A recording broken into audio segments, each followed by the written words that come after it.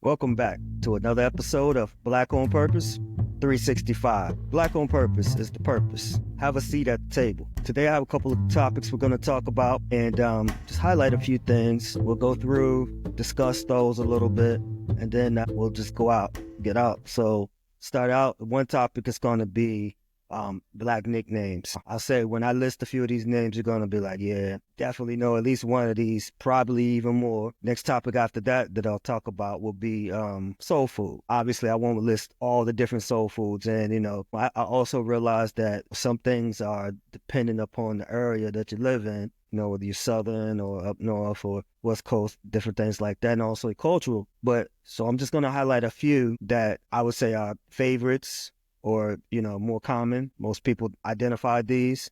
Then I'm going to also talk about, again, I want to highlight another Black father, because for this one that I want to talk about, something that actually happened this week regarding him. So we'll talk about that. Then the next topic, is a new segment, which is going to be called highlighting underrated Black excellence. Then I'll end it with provide the answer to the two truths and a lie, and then we'll wrap it up and kind of get you prepared and get you excited for the next episodes. All right, so let's just dive on into it. The first topic is going to be about the nicknames, Black nicknames. I think sometimes it's hilarious to me how people have nicknames, because you hear it and be like, Like, for a long time in college, they called me Walk. And reason being is because everywhere I went, I walked.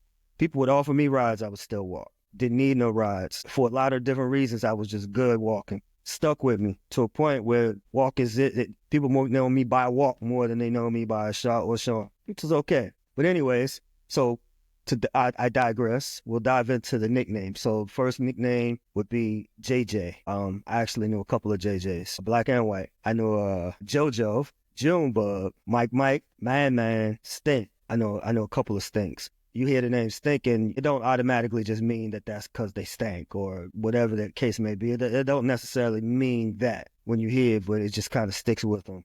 Let me see. Peaches. I know a whole lot of peaches. Peanut. I know several peanuts as well. I know Pookie. Pookie actually I know male and female. I know several Pookies. Boogie. I know a Boogie. Yeah, couple boogies. Spank, Wolf, and Mo. Mo is an interesting one though, for real, because Mo in this area in DC and in Maryland, Mo can be a figure of speech, so to speak, because you can be like, hey, what's up, Mo? That's a kind of just a greeting. However, there's also plenty of Mo's out here too, short for Muhammad's. So there's a lot of Mo's out here. So like, share, and just put your comments. And any of the other nicknames that you could think of, add those in a comment. We'll have some fun with that, right? So then the next topic is soul food. I looked up some different things as far as, because I knew what I identified as soul food. So, but I was just kind of curious to see what was connected to us as Black folks in general. So I found that some of the more popular ones was collard greens, cornbread, sweet potato pie, black eyed peas, fried chicken, fried catfish, grits, southern baked macaroni and cheese, red beans and rice, and neck bones. Now, I can say that the red beans and rice probably goes across a couple of different cultures, because I know that's something that my Caribbean people, friends and family, eat a lot. And then my Spanish homies, they also eat the red beans and rice too. So I guess that can kind of fit into a couple of different places. Also, I always think about, this ain't really soul food, but chickpeas. Man, I love me some chickpeas. When I used to go to New York all the time, a friend of mine, his family would make chickpeas in a way. It was just a specific way that it was like, if I couldn't get it that way, I did not want the chickpeas. But I could just eat chickpeas by themselves. I didn't need no rice or nothing, just the chickpeas.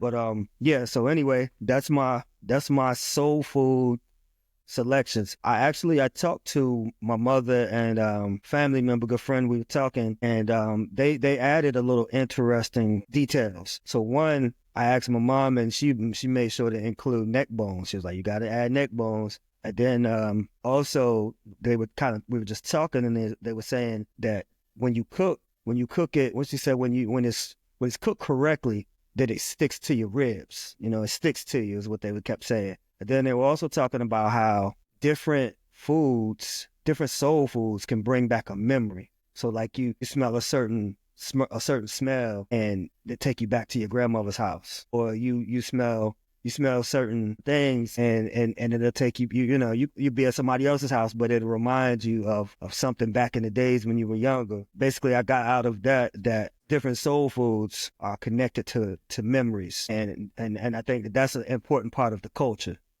Yeah. So moving right along from that, the topic that I wanted to talk about regarding Black fathers was LeVar Ball. So I don't know how many people actually seen it or heard about this, but LeVar Ball, he had his foot was just recently amputated. And when I tell you, this guy, for someone that literally just lost his foot, he had a post on, I think it was on Twitter X or something like that. And he was like, you know what?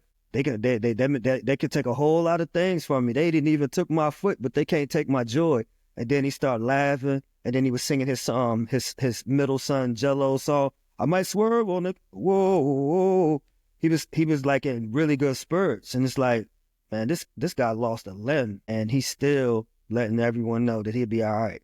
I thought that was inspirational. And even just to touch a little bit more on why I highlighted him is because as a Black father, he has three sons, and all three of his sons are educated. He showed his sons at an early age, like a format of what you're supposed to do. Grind, take care of business, do the things you're supposed to do, go get you some education and handle your money right.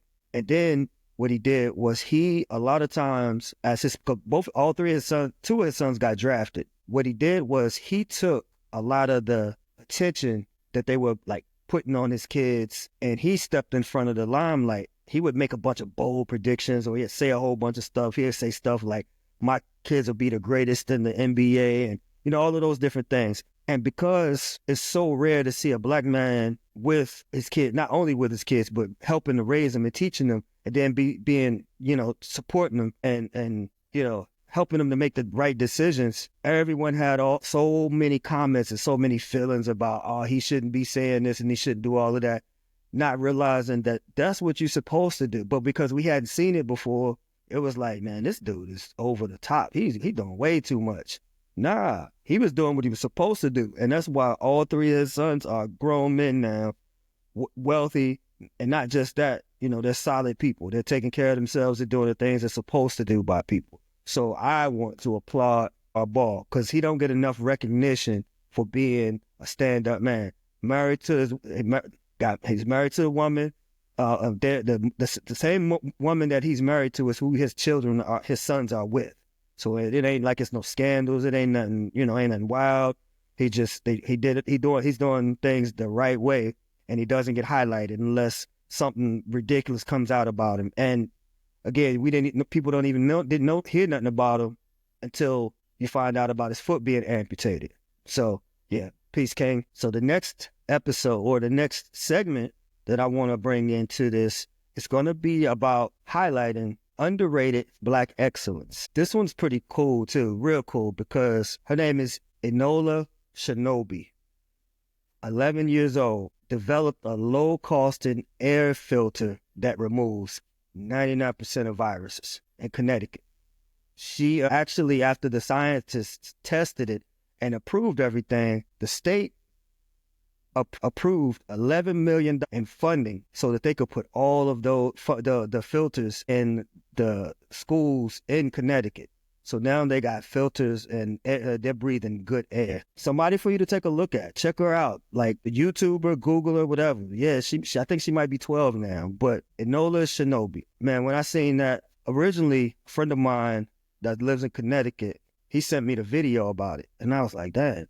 Then I went back and I started looking at it, and then I YouTubed a little bit about it. And I'm like, man, that's so awesome. Like we need more of that. We need to hear more about these new up and coming young superstars, the Black excellence. We need to highlight the Black excellence more often, as opposed to when something, not so good happens, because things happen all the time, but let's be supportive and, come together. Yeah. So now I'll go into the two truths and a lie. So in the two truths and a lie from last week, the lie was that I did not get married.